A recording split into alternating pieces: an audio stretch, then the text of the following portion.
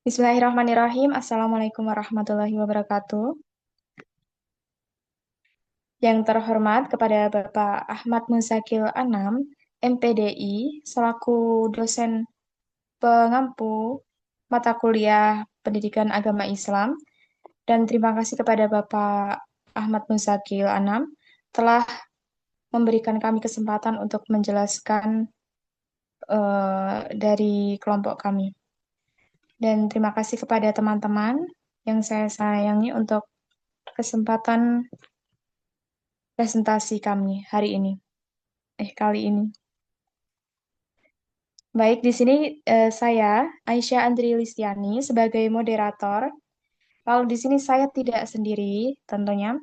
Di sini saya ditemani oleh rekan saya.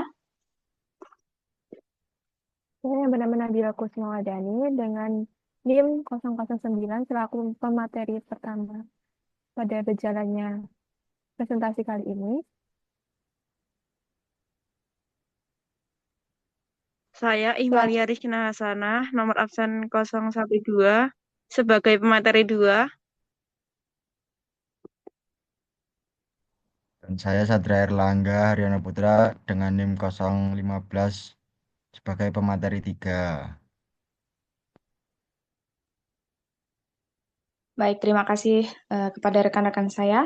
Baik, langsung saja untuk eh, lanjut ke materi pertama yang akan disampaikan oleh Mbak Nabila.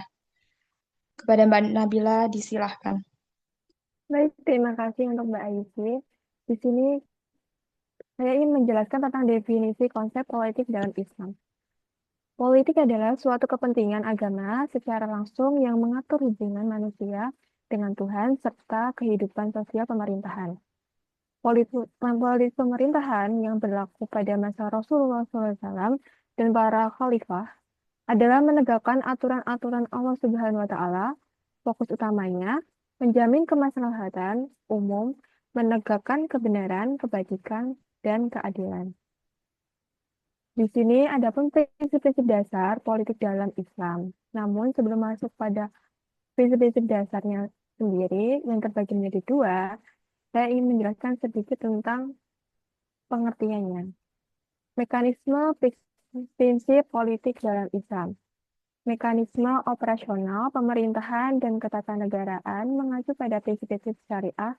Prinsip-prinsip negara dalam Islam terbagi menjadi dua, yaitu untuk yang pertama prinsip teks-teks syariah yang jelas dan tegas. Maksud dari prinsip teks-teks syariah yang jelas dan tegas ini sendiri, khususnya mengacu pada muamalah dan ekonomi bertumpu pada ayat mukamah. Adapun sebuah prinsip utamanya yaitu pelarangan riba, larangan gahar, maaf Pak, larangan garar, larangan masyir, transparansi dan kejujuran, keadilan dan keseimbangan, halal dan thayyib, kepemilikan bersama. Adapun prinsip kesimpulan dan termasuk ke dalam fikih. Bisa dicontohkan pada akademik maupun kontrak yang dilarang. Adapun penerapan prinsip ini dalam asuransi atau bank syariah sendiri. Lalu adanya ayat Al-Quran yang paling tegas melarang transaksi riba dan atau masyir. Baik, terima kasih kepada Mbak Nabila yang telah menyampaikan eh, definisi konsep politik dalam Islam, serta menjelaskan tentang prinsip-prinsip dasar politik dalam Islam. Selanjutnya, poin kedua akan disampaikan prinsip-prinsip dasar serta 9 prinsip negara hukum. Materi ini akan disampaikan oleh Mbak Ihma. Baik, kepada Mbak Ihma, disilahkan. Terima kasih Mbak Aisy. Materi selanjutnya, prinsip-prinsip dasar perspektif syariah. Negara sebagai alat. Bagi Muslim, negara adalah sarana untuk beribadah kepada Allah dan menjalankan fungsi sebagai khalifah di bumi. 12 prinsip menurut Abdul Qadir Auda, termasuk persamaan komplit, keadilan merata, kemerdekaan luas, persaudaraan, persatuan gotong royong, membasmi pelanggaran hukum, menyebarkan sifat-sifat utama, menerima dan menggunakan hak milik yang dianugerahkan Tuhan, meratakan kekayaan, berbuat kebajikan, dan pegang teguh prinsip musyawarah.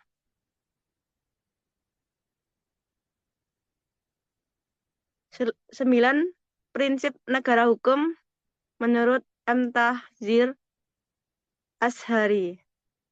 1. Kekuasaan sebagai amanah. 2. Musyawarah. 3. Keadilan.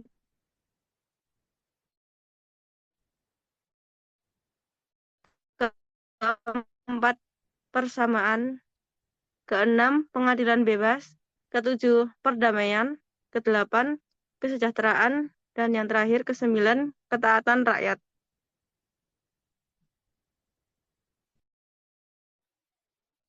Baik, terima kasih kepada Mbak Ihma yang telah menjelaskan materi tersebut.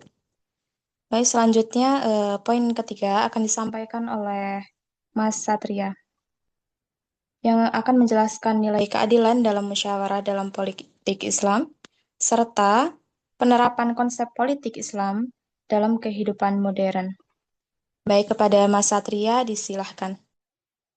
Baik, terima kasih Mbak Aisyah Andri. Nilai keadilan dan musyawarah dalam politik Islam. 1. Nilai keadilan adalah nilai etika politik umum. Manusia hakikatnya adalah seorang pemimpin. Pemimpin harus adil dalam setiap kebijakan untuk mencakup seluruh kepentingan. Tegaknya keadilan akan melahirkan konsekuensi logis berupa terciptanya sebuah tatanan masyarakat yang harmonis. 2. Nilai musyawarah diambil dari kata syura yang diartikan sebagai tukar pikiran untuk mengetahui dan meneguhkan suatu pendapat benar. Jadi dalam konteks ini kita tidak boleh memilih hanya sebatas mayoritas saja. Semua harus rata dan adil agar suara yang didapatkan jauh lebih optimal. Karena terkadang jika mayoritas suara yang didapatkan banyak juga bukan solusi yang terbaik.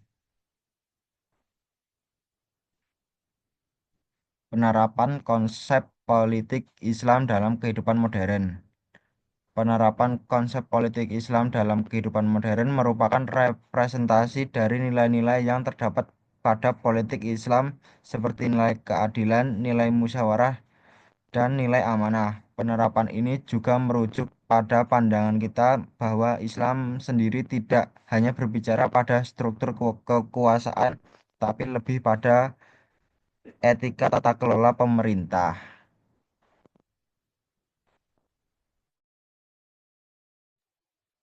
Baik, terima kasih kepada Mas Satria atas penjelasannya. Selanjutnya, di sini saya akan menjelaskan 3 penerapan konsep politik Islam dalam kehidupan modern. Yang pertama ada nilai keadilan. Nah, nilai keadilan ini adalah fundamen utama dari politik Islam. Contohnya, contoh penerapannya yang penegakan hukum yang objektif, keadilan ekonomi, dan perlindungan hak minoritas. Selanjutnya, yang nomor 2 adalah nilai musyawarah. Nilai musyawarah ini adalah memastikan bahwa kekuasaan yang ada tidak bersifat otoriter. Contohnya, sistem parlementer atau legislatif, partisipasi publik, dan demokrasi beretika. Selanjutnya, untuk nomor 3, nilai amanah. Nah, nilai amanah ini adalah nilai di mana memandang kekuasaan hanya sebagai titipan. Contoh penerapannya, transparansi dan open government, sistem pengawasan, serta kontrak politik dan konstitusi. Baik, untuk kesimpulan dari penjelasan tadi, yaitu politik dalam Islam bukan sekedar alat untuk mendapat kekuasaan, melainkan menempatkan kekuasaan sebagai amanah untuk mewujudkan kemaslahatan umat atau menegakkan keadilan dan kebenaran, berlandaskan Al-Quran dan hadis. Sistem ini bertumpu pada prinsip keadilan objektif, musyawarah, untuk mufakat dan persamaan hak. Di era modern, konsep ini diimplementasikan melalui tata kelola pemerintahan yang transparan, penegakan hukum yang adil, serta demokrasi yang beretika guna menciptakan tatanan masyarakat yang sejahtera. Baik, karena penjelasan dari kami sudah selesai, saya selaku moderator menutup sesi diskusi kali ini. Terima kasih kepada pemateri yang sudah memaparkan materinya dengan jelas. Dan terima kasih untuk teman-teman yang meluangkan waktu untuk mendengarkan presentasi dari kami. Semoga yang kami sampaikan dapat dimanfaatkan atau bermanfaat bagi yang menonton. Terima kasih. Sekian. Wassalamualaikum warahmatullahi wabarakatuh.